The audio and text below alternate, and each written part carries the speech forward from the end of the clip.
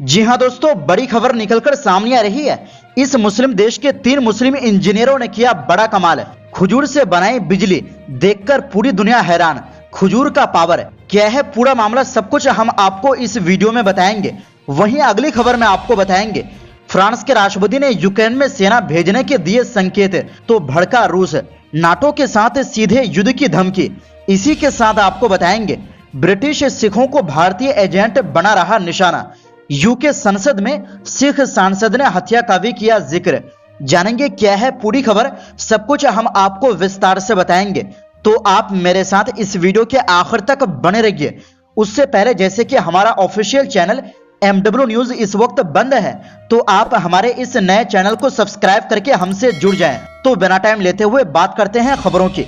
जी हां दोस्तों, खजूर को लेकर सिर्फ हम खाने तक जानते हैं। खजूर एक ऐसा फल है जिसको खाने से कई फायदे हैं और लगभग सभी को यह पसंद भी है, और अरब देशों में इसका उत्पादन बहुत ज्यादा है। इस बीच दोस्तों, एक मुस्लिम देश के इंजीनियरों ने एक ऐसा कारनामा कर दिखाया है जिसे देखकर सभी हैरान हैं।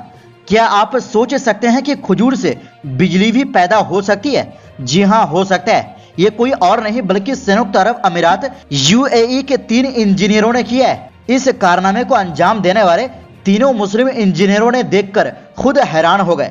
दरअसल खजूर की मदद से UAE के 3 इंजीनियरों ने एक कमाल कर दिखाया है। खजूर से बिजली बना दी है।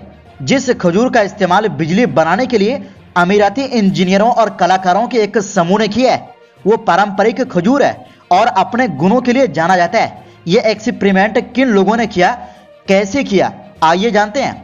इस आविष्कार का क्रेडिट 3 लोगों को जाता है। इनके नाम है डॉक्टर अल अत्तार, उमर अल हम्मादी और मोहम्मद अल हमदी।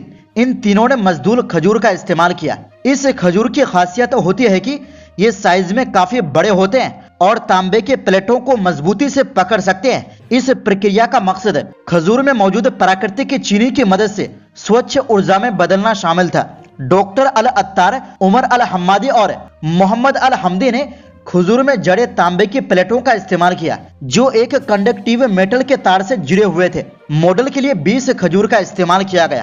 तांबे की प्लेटें इलेक्ट्रोड के रूप में काम करती है, वहीं मेटल के तार सर्किट को पूरा करते हैं, जिससे सेटअप को थोड़ी मात्रा में बिजली पैदा करने का मौका मिल जाता है।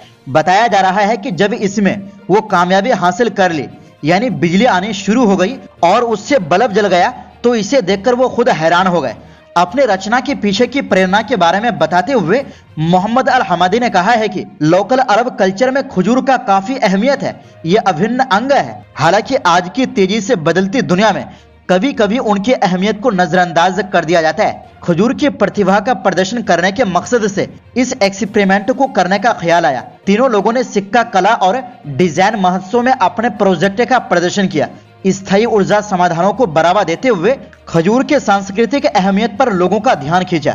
टीम का मानना है कि मेले में अपना प्रोजेक्ट पेश करके वो खजूर के सांस्कृतिक अहमियत की ओर ध्यान आकर्षित कर सकते हैं और फल के लिए सराहना हासिल कर सकते हैं। अल अत्तार ने कहा, यह स्थापना न केवल नवाचार के प्रतीक के रूप में बल्कि अमीराती विरासत में गहराई से जुड़े स्थायी प्रथाओं की याद दिलाने के रूप में भी काम करती है। मोहम्मद अल हमादी ने कहा, हमारी एक्सपेरिमेंट न केवल बिजली पैदा करती है बल्कि हमारी सांस्कृतिक विरासत के संरक्षण के महत्व के बारे में बातचीत शुरू करने का काम भी करती है। कुल मिलाकर इसका साफ कहना है कि वो खजूर की अहमियत को दुनिया को दिखाना चाहते हैं और अपने देश में अपने इस कल्चर को बनाए रखना चाहते हैं। ऐसे में देखें तो अमीराती इंजीनियरों ने यहाँ पर बहुत बड़ा कारनामा कर दिखाया है। तो दोस्तों, इसके बारे में आप क्या कहेंगे, अपनी राय कमेंट बॉक्स में जरूर दें। इसी के साथ आपको बता दें कि जी हां दोस्तों, रूस ने मंगलवार को नाटो देशों को वार्निंग दी है।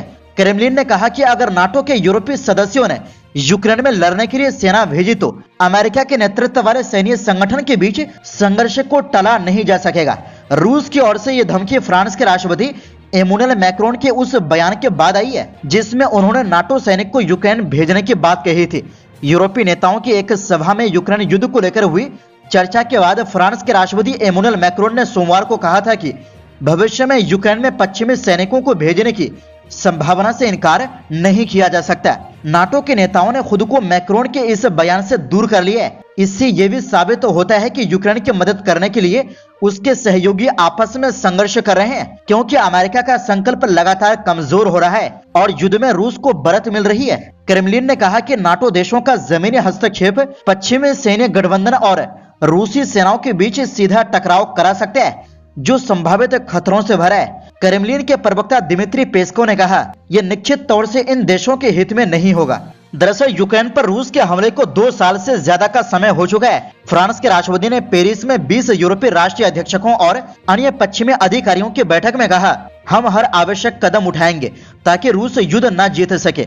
मैक्रोन ने एक प्रेस कॉन्फ्रेंस में कहा, मौके पर आधिकारिक समर्थित तरीके से सेना भेजने पर आज कोई सहमति नहीं है, लेकिन बदलती परिस्थितियों के संदर्भ में किसी भी संभावना से इनकार नहीं किया जा सकता। वहीं मैक्रोन को उनके बयान पर नाटो देशों से समर्थन नहीं मिल रहा है। अमेरिकी राष्ट्रपति कार्यालय व्हाइट हाउस के राष्ट्रीय सुरक्षा परिषद के प्रवक्ता एड्रियन वाटसन ने कहा, राष्ट्रपति बाइडेन ने साफ किया है कि अमेरिका यूक्रेन में लड़ने के लिए सेना नहीं भेजेगा।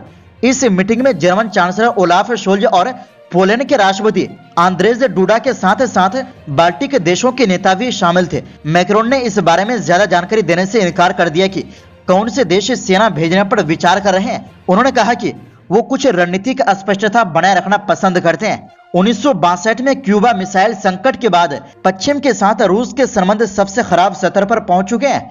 राष्ट्रपति पुतिन पहले भी नाटो से सीधे संघर्ष की चेतावनी दे चुके हैं। इसी के साथ आपको बता दें कि जी हां दोस्तों, ब्रिटेन की सिख सांसद प्रीत कौर गिल का कहना है कि भारतीय एजेंट्स ने ब्रिटेन में रहने वाले सिखों को निशाना बना रहे हैं। प्रीत कौर गिल ने ब्रिटिश संसद के निचले सदन यानी हाउस ऑफ कॉमन्स में सिखों के दमन का मुद्दा उठाया।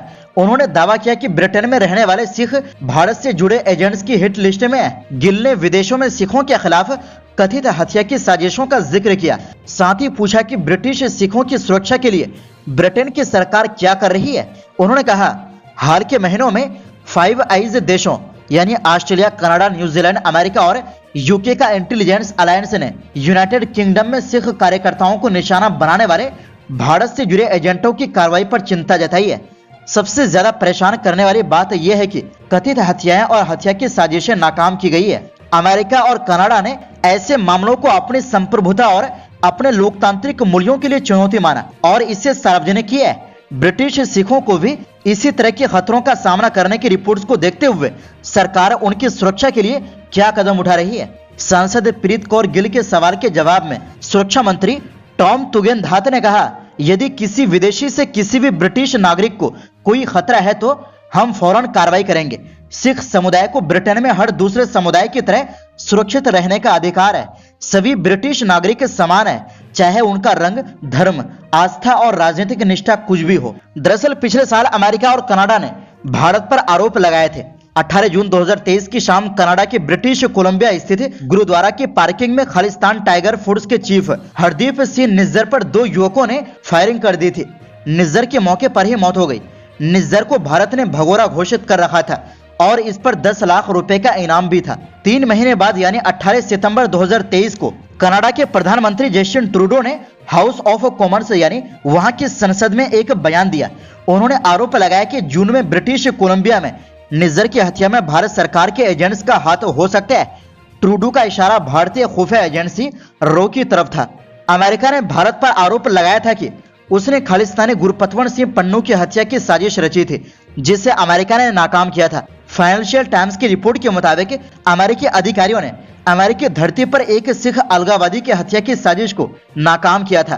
कथित तौर पर यह साजिश भारत की ओर से रची जा रही थी और इसके जरिए पन्नू को निशाना बनाया जाना था। तो दोस्तों, इस पूरी रिपोर्ट के बारे में आपकी क्या राय है? अपनी राय कमेंट बॉक्स में जरूर दें। इस वीडियो में बस इतना ही।